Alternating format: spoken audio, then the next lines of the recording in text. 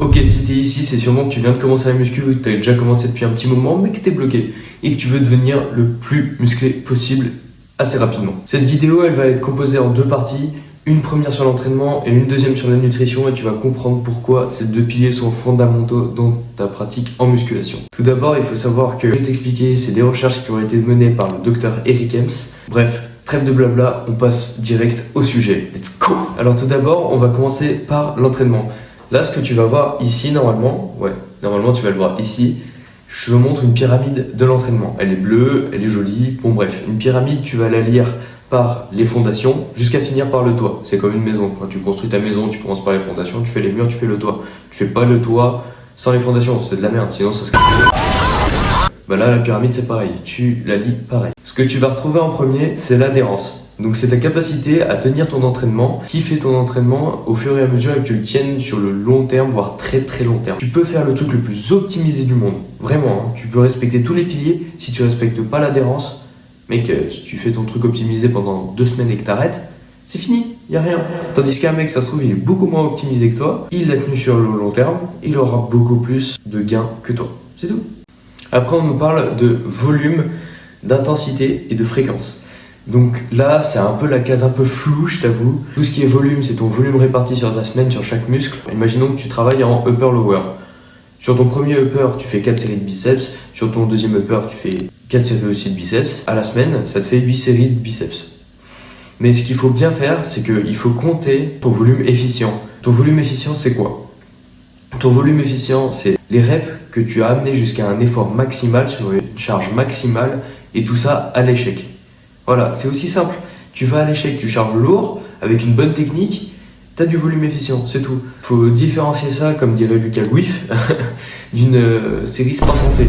Une série sport santé, t'es pas là pour faire une rééducation ou quoi, donc ça sert à rien, tu le comptes pas dans ton volume, c'est de l'échauffement. C'est pareil, on voit souvent sur TikTok ou sur Instagram, enfin sur des plateformes où justement il y a des formats courts, on nous dit ouais, volume ou intensité. Mais non, faut les lier les deux, parce que les deux sont indissociables.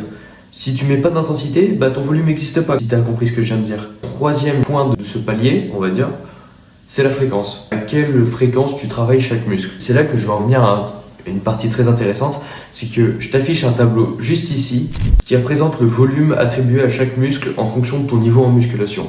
Donc comme tu peux le voir, ça peut varier entre 10 et 20 séries par muscle par semaine, en fonction des muscles que tu travailles. Pour que tu aies cette marge de progression, il faut que tu te situes dans cette range. C'est aussi simple que ça. Et justement, la fréquence, elle va être là pour simplifier la mise en place de ton volume à la semaine.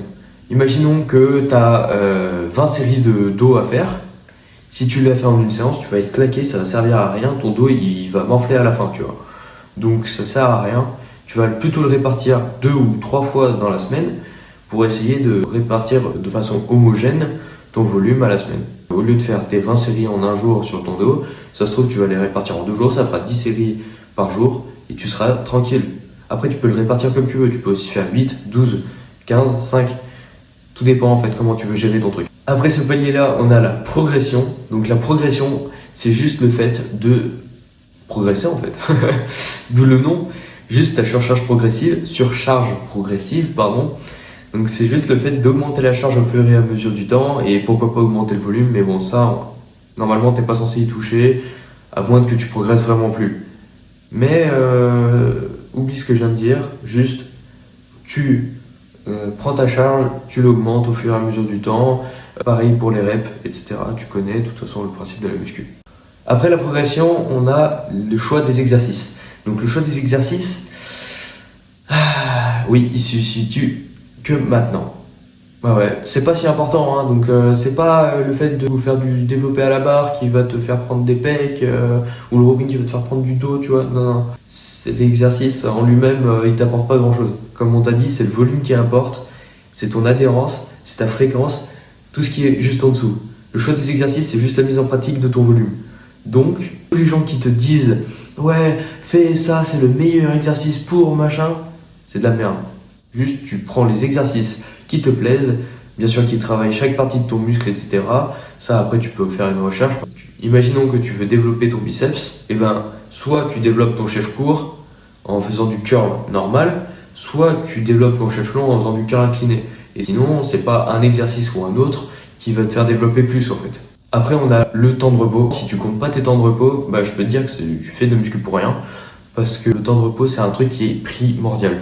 Tu fais quoi? Tu prends ton tel, tu actives un chronomètre, entre 1 minute 30 et 3 minutes de repos, le temps que ton énergie se renouvelle. Je vais faire un petit cours de science. Pour fournir de l'énergie à nos muscles, il faut de l'ATP, l'adénosine triphosphate. Donc c'est une molécule organique, blablabla, qui permet de fournir de l'énergie à la contraction musculaire. Si tu ne renouvelles pas cet ATP, t'as plus d'énergie, c'est tout. Et pour se renouveler, il faut quoi? Il faut souffler en fait. Puiser dans tes réserves de glucides, de glycogène pour former cet ATP au fur et à mesure de la respiration par différentes transformations chimiques, etc. qu'on appelle le cycle de Krebs. Si tu veux t'intéresser à ça, je te mets une image juste ici. Mais t'aventures pas là-dedans, ça sert pas à grand chose à part si t'es en SPSVT en terminale. Mais bref, en tout cas, je m'attarderai sur les glucides un peu plus tard, sur la pyramide de la nutrition. Et pour finir cette pyramide, on a le tempo. Le tempo, c'est pas très important. De toute façon, le tempo, c'est quoi? C'est pas un tempo, je tiens 3 secondes en montée, 3 secondes en descente. Non, ça sert à rien, ça. Le tempo, c'est, tu vas le plus vite possible quand c'est permis. Quand tu as une stabilité de fou sur une machine, par exemple, tu peux bombarder à mort. Tu fermes les yeux, tu bombardes. Point. Après, c'est un peu plus compliqué d'aller super vite sur des élévations latérales ou sur un développé couché, problème de stabilité, etc. Mais le tempo, ça doit pas être un tempo soutenu. Ta première série, elle doit durer 2 secondes. 1 seconde pour monter, 1 seconde pour descendre. Ta dernière série, elle va durer 8 secondes. Tu vas prendre 4 secondes à descendre et 4 secondes à remonter par rapport à ton effort. Le seul truc qu'il faut comprendre, c'est que ta première série ne doit pas ressembler à la dernière. La dernière, tu dois être en galère, tandis que la première, normalement, ça doit aller. Parce que si ta première série ressemble à ta dernière, c'est que tu t'entraînes mal. Bon, j'avoue, on est allé un peu vite, on souffle un peu. Donc à partir de maintenant, vu que je pense que tu as compris, on va passer sur la pyramide de la nutrition. Allez, let's go. Donc sur la pyramide de la nutrition, on commence par une chose. Oui, j'ai l'écran à côté parce que je la connais certes de par cœur, mais j'ai pas envie de te dire de conneries. Donc on commence par ta balance énergétique. La balance énergétique, qu'est-ce que c'est? La balance énergétique, c'est le fait d'être en surplus, en déficit ou en maintien calorique, c'est tout. Et la balance énergétique, elle est reine.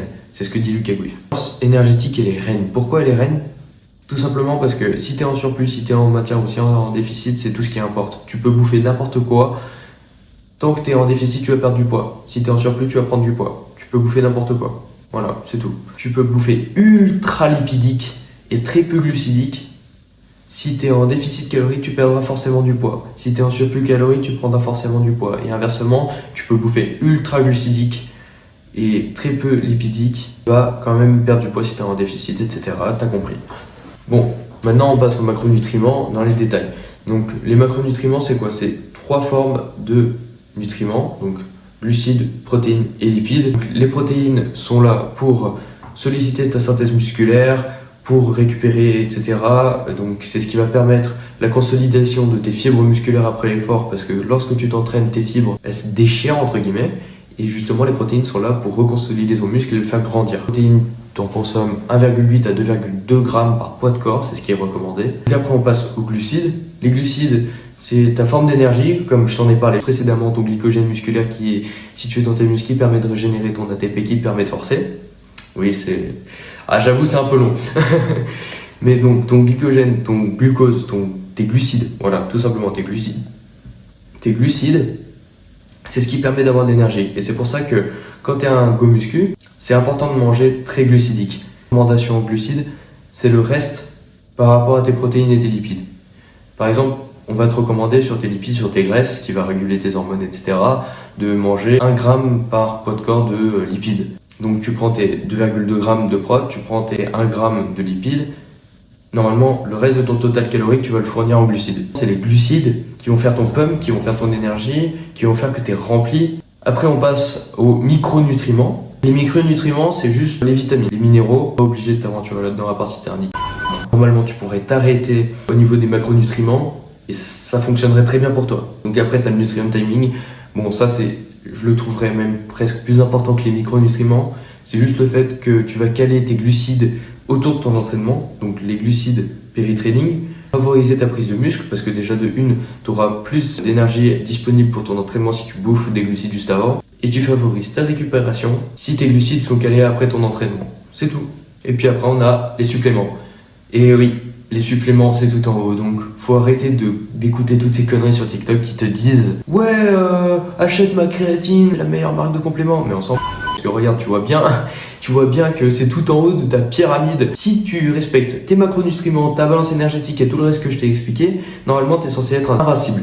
T'as même pas besoin des suppléments. Certes, la créatine c'est très fort, etc. Mais si tu viens de commencer la musculation et qu'on te bombarde déjà d'informations, ne laisse pas influencer par les gens que tu vois sur les réseaux. Respecte cette pyramide, ces pyramides. Bon, maintenant j'espère que t'as compris tout ça. Si la vidéo t'a plu, oublie pas de lâcher un petit commentaire, comme ça moi ça me motive à en créer d'autres. Abonne-toi à la chaîne.